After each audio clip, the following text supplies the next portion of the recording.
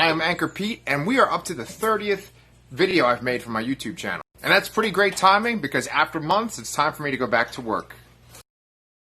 Can't wait to get back into that school with a bunch of little kids.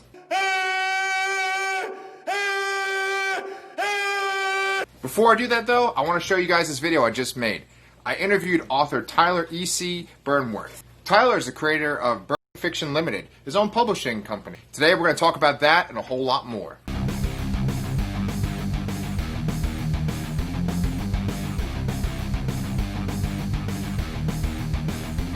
All right, so Tyler, welcome to the show. It's really great to have you.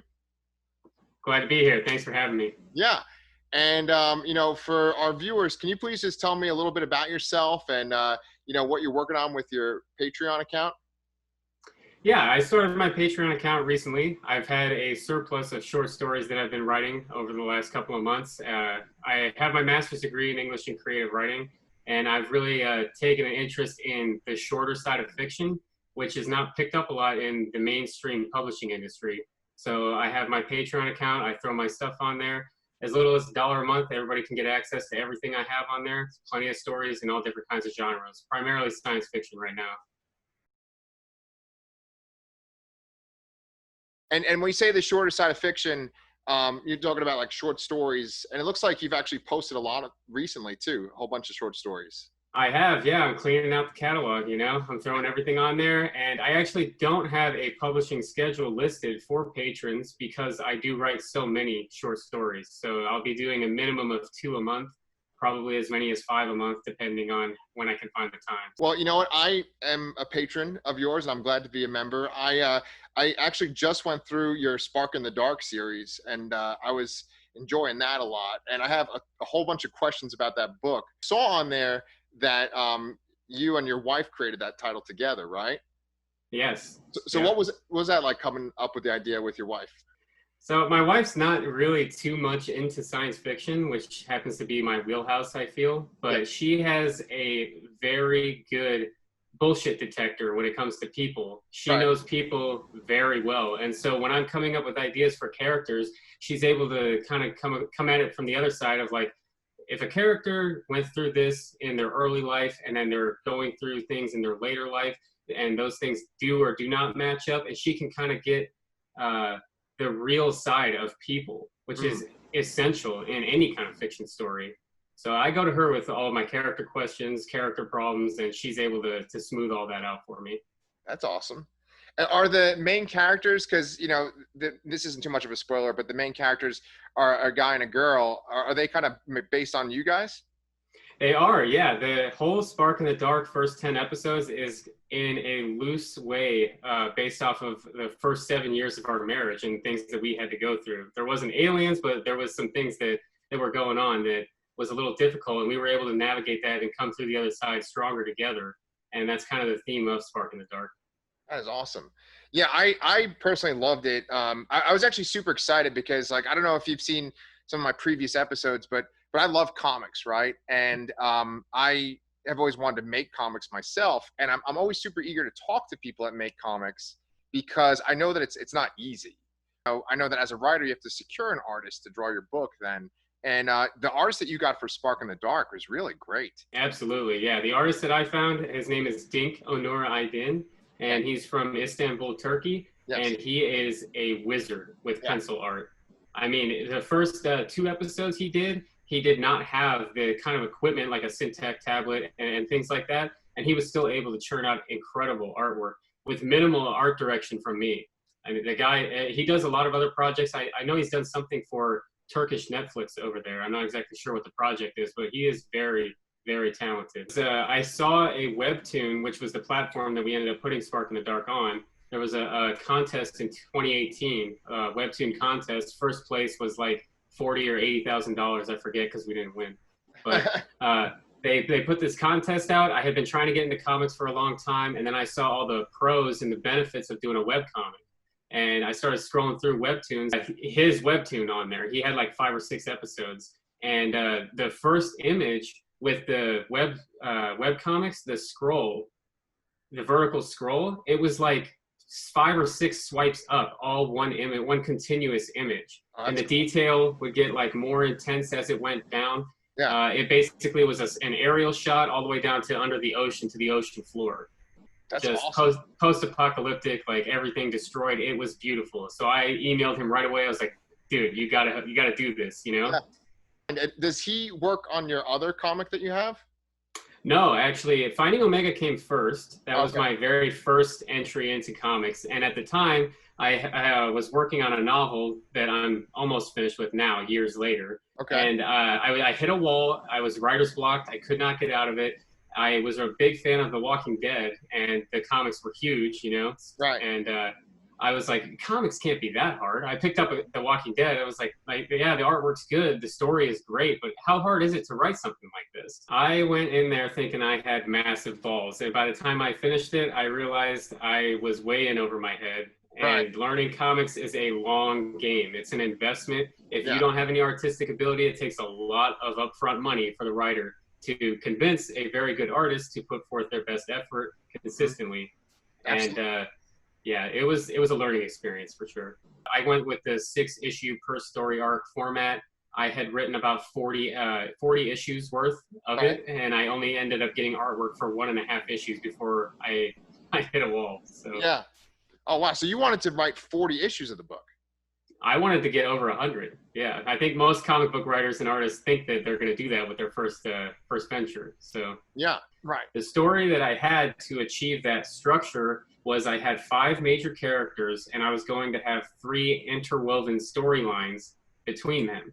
Okay. And the story itself revolved around a father and a son that were separated at a major disastrous event and then put on opposite sides of an intergalactic war. Oh, okay. Okay.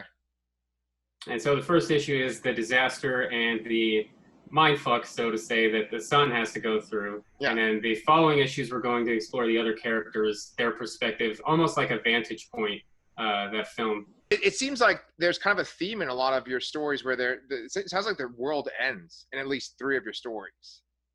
Yeah, Defining Omega wasn't so much world ending, but it was, a lot of my stories feature a settled universe that is much larger than just our 9-planet solar system. Right. And it opens up a larger map for stories with greater ramifications of events to take place. And I feel like physical struggle can equate to emotional struggle in characters. And I like big explosions, big dangerous things. Instead of the end of the world, it's like the end of our reality, the end of existence kind of thing. Like one thing that I found real interesting after becoming a patron of yours is that you have your whole website and it's your own publishing company too, right? I do, yeah, Burn Fiction Limited. So with your imprint that you've made, you've published 2 comics, right? And then you have your novel that you're working on, and then you have your short stories too. I do, yes. The novel, actually, I'm excited to talk about the novel a little bit. I got to revise and resubmit from a publishing company for the novel. Okay. So after I finish revising it and resubmit it, hopefully there will become time to sign something, and it could be released as early as 2021. Oh, okay. Wow, that's awesome, man. I'm very excited about it, yeah. Can you give us any kind of details about it, like a synopsis? Yeah, so basically the story is a kid survives the destruction of his home planet when he's a very small boy.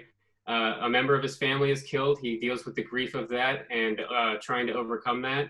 The family kind of fractures and he feels like he doesn't fit in, so he runs off to the military to try to get away and make a life for himself.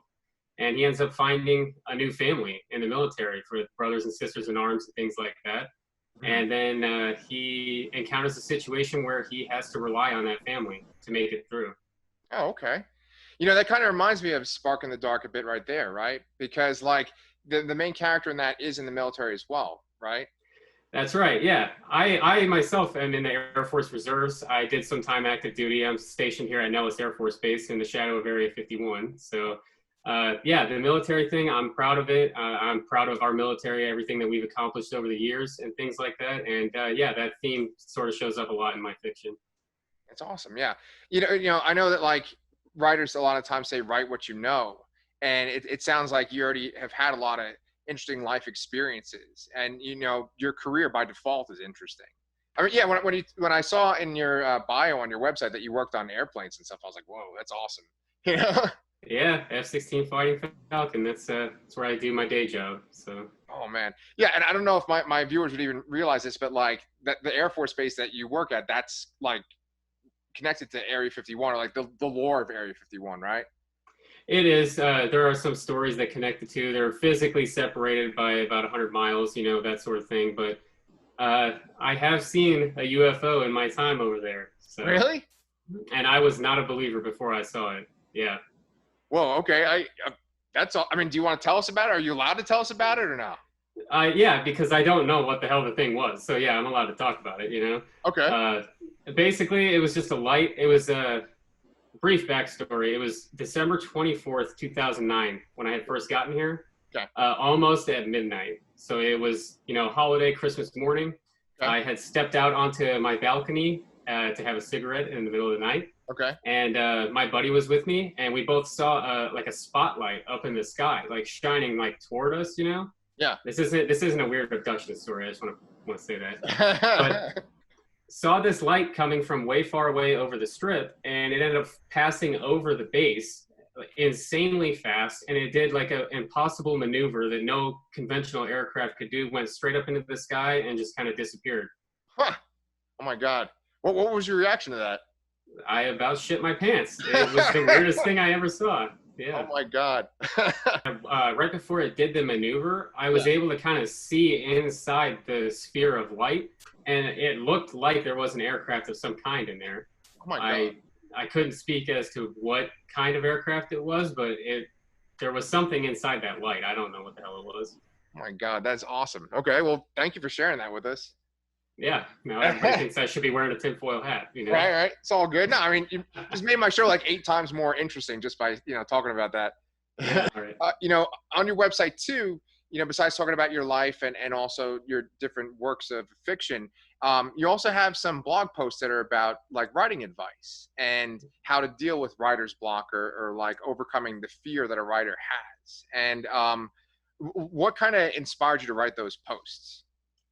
I have gone through a lot. I've been writing since I was 9 years old, and just like little fan fiction stories all the way up to getting my master's degree, working on my novel. I've written short screenplays that I have not shown anyone. A lot of my writing has never seen the light of day until my Patreon account. So I have gone through writer's block. I've gone through thinking I'm not good enough, my writing's not good enough, that I haven't lived a life worth writing about, that my imagination is too crazy to share with anyone. Yeah. And I've overcome that. But every time I sit down to look at that blank page, those things return, like monsters under the bed crawling out, Yeah. And I want other people to be able to overcome those things too. Because especially a huge inspiration for me, there's a buddy of mine named Kyle Bryant who refuses social media, so the world will probably never know who he is. Huh. But he's an aspiring writer as well, and he struggles with these things. Right. And we went to high school together and everything like that. And I think his stuff is really good. And I tell him all the time, you need to share that stuff. And any writer who feels like the stuff that they're writing isn't good enough, it may not be good enough now, but it will be one day. You just have to get through that process and start showing people your stuff, accepting feedback, and revising your stuff and get it out there. Heck yeah.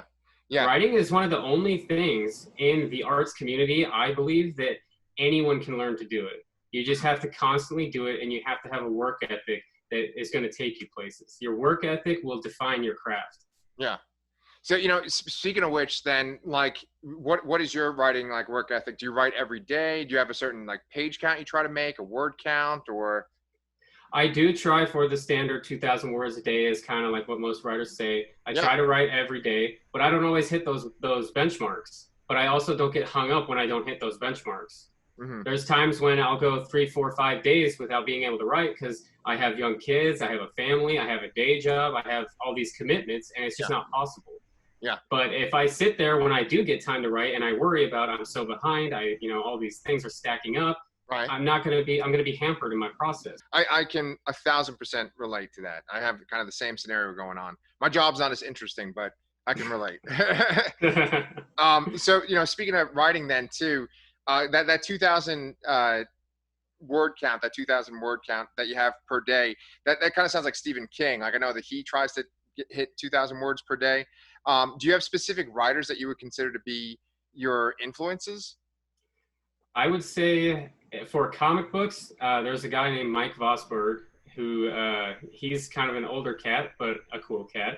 Okay. He actually he's most known for doing some of the Tales from the Crypt covers for the TV show and the comic book series. Okay. He gave me a lot of feedback on Finding Omega, which I then tried to roll into Spark in the Dark.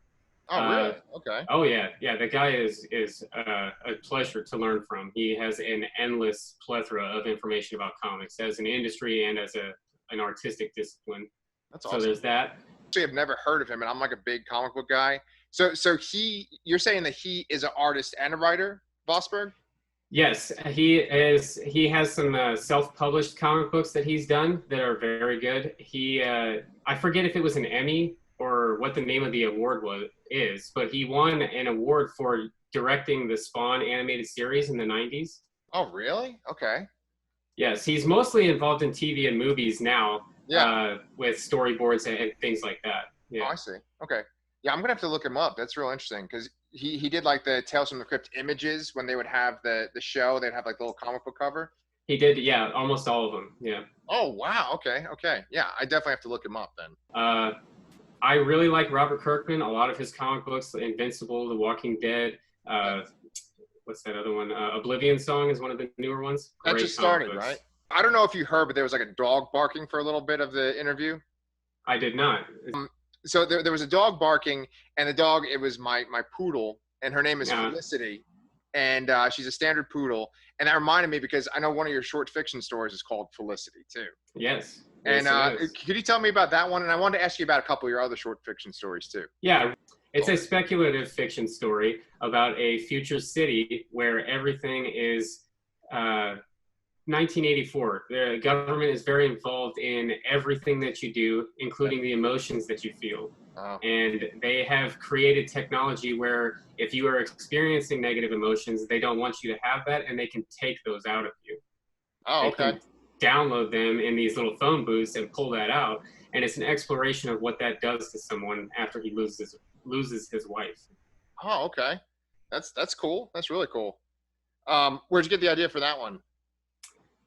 I wrote that one years ago. I think partly it was inspired maybe by Equilibrium with Christian Bale. Okay. Sean Okay. Bean. Yeah.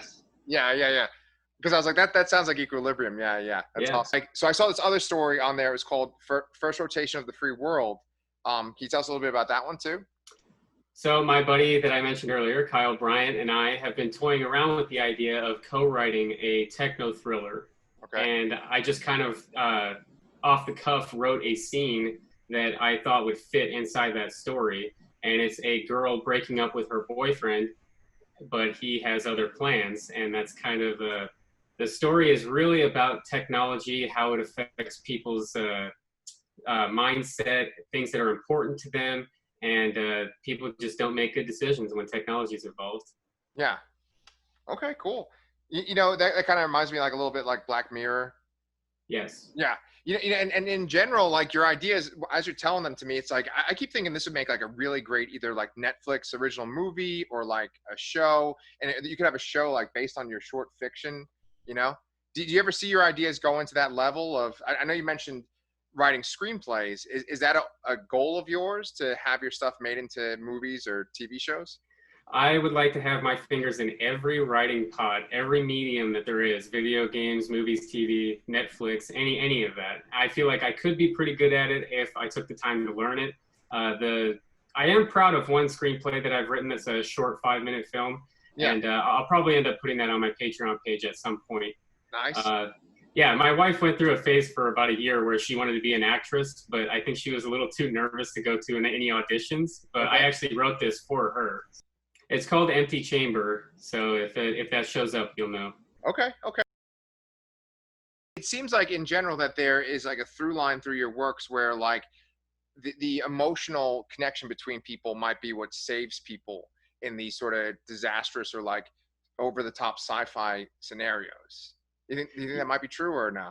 I think it is. I think it's not something I actively recognize, but it comes across subliminally. And I think that's true. You know, I think we may not be one world government or one race of people, but we are all people, and we all have a connection based on that. Our differences are what makes us interesting. Our differences together make us better than we are apart. That's my core belief. I grew up in a very not diverse area of America, and when I joined the military, I was introduced to diversity in an explosion, a very stressful situation, a bunch of different people I had never seen before or interacted with.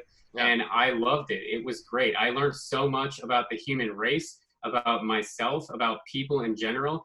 And I did all of it without interacting with a lot of them because I am more introverted. So I was more of a people watcher and observer. Right. And I feel like that experience made me a better human being. Yeah. A lot of the limits that people have are self-imposed. You feel like you're not experienced enough. You may feel like you don't have an education. You don't have anything interesting to write about, or every time you do sit down to write something, it doesn't turn out the way that it should or the way you feel it should. Right. All of that stuff is just you're defeating yourself. Yeah. Writing is something that the more you work at it, the better you'll get at it. Every sentence that you write is better than the sentence before. Maybe not in the context of a full novel, but in terms of craft, it works like that. The more you do it, the better you get at it. And if you consistently and constantly sit down and get those words on the page, go back, edit them, they're going to get better. And you're going to get to wherever you need to be with your writing, and the sky is the limit. Yeah. Man, I felt like you were talking directly to me there. That's kind of a thing that I have. I don't know if you remember this from my interview with Daniel, but like, I was saying that I always want to write, and I kind of get hung up a lot. And one of the things that you mentioned was, kind of feeling defeated or feeling like your writing's not that good. And I just love that message, man. That's awesome. It's really important, man. I'm glad that you liked it. And, it was for you. It's for everybody watching this, everybody that reads my blog post, anybody who sits down to write, you can do it, man. You just have to do it, Awesome. Cool. Well, Tyler, it's been like a real pleasure getting to talk to you. And I hope just in general, we can kind of keep the dialogue going. And I'd actually like to have you come back on the show too at some point, after you get a couple more projects, out on. Absolutely. I would relish the opportunity to be back on here. It's been great talking to you, and it's been a really interesting discussion. So awesome, man. Thanks so much. Thank you. That's it for this episode of Anchor's Points. Next week, we are going to talk about Death Metal issue number 1 by DC Comics. All right. Stay safe out there.